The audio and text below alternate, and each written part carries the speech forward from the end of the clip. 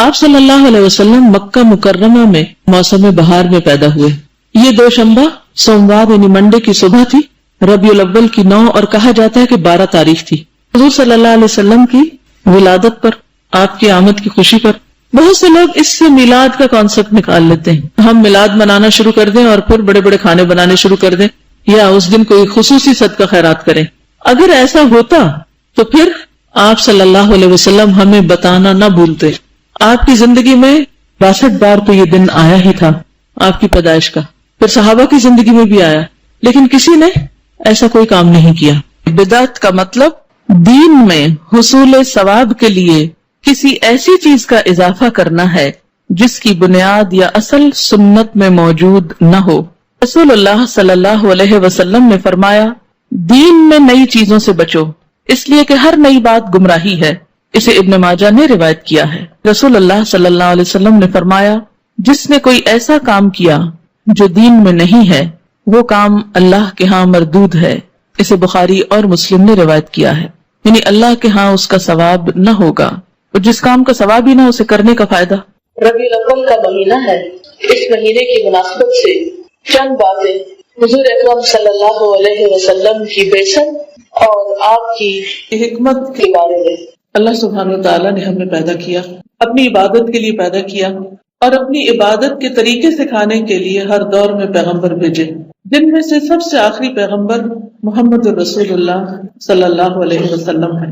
ہم سب آپ پر ایمان رکھتے ہیں، آپ سے محبت کرتے ہیں، آپ کو اپنے والدین، اپنی اولاد اور دنیا کے تمام انسانوں سے زیادہ عزیز جانتے ہیں. آپ ہمارے لیے وہ ہستی جنہیں ہم اپنی جان سے بھی زیادہ پیارا رکھتے ہیں، جن کی خاطر ہم جان بھی قربان کر سکتے ہیں. اللہ کے رسول صلی اللہ علیہ وسلم نہ صرف یہ کہ ہمارے حبیب ہیں، ہمارے محبوب ہیں، بلکہ وہ اللہ کے بھی محبوب ہیں. اللہ سبحانہ وتعالیٰ نے انہیں ایک بلند مقام عطا کیا ہے.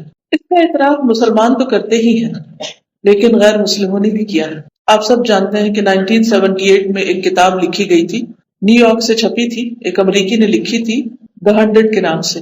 100 لوگ، یعنی دنیا کی تاریخ کے وہ 100 لوگ جنہوں نے سب سے زیادہ انسانی تاریخ پر اپنا اثر چھوڑا، سب سے زیادہ انفلوئنس تھا جن کا.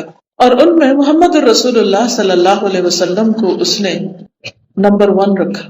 نیوٹن کو نہیں رکھا، عیسیٰ علیہ السلام کو نہیں رکھا، کسی اور سائنٹسٹ کو نہیں رکھا، بلکہ محمد الرسول اللہ صلی اللہ علیہ وسلم کو رکھا، اور کہا کہ آپ دینی اور دنیاوی دونوں اعتبار سے دنیا کے کامیاب ترین انسانوں میں سے نمبر 1 ہیں. صرف دینی اعتبار سے نہیں، صرف ریلیجسلی نہیں، بلکہ دنیاوی میٹرز میں بھی.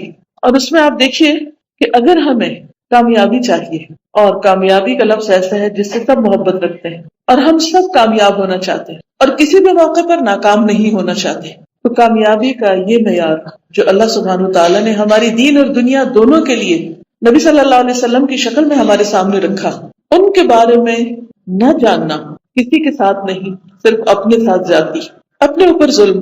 کیونکہ ایک طرف ہم کامیاب ہونے اور دنیا میں مقام حاصل کرنے اور آخرت میں کامیاب ہونے کی توقع رکھتے ہیں، اس کی ہم سب کو اس کی بہت شدید خواہش ہے، اور دوسری طرف کامیابی کا جو اصل معیار ہے، جو دنیاوی اعتبار سے بھی اور آخرت کے اعتبار سے بھی کامیاب ہے، ان کی زندگی کو ہم جانے ہی نہ.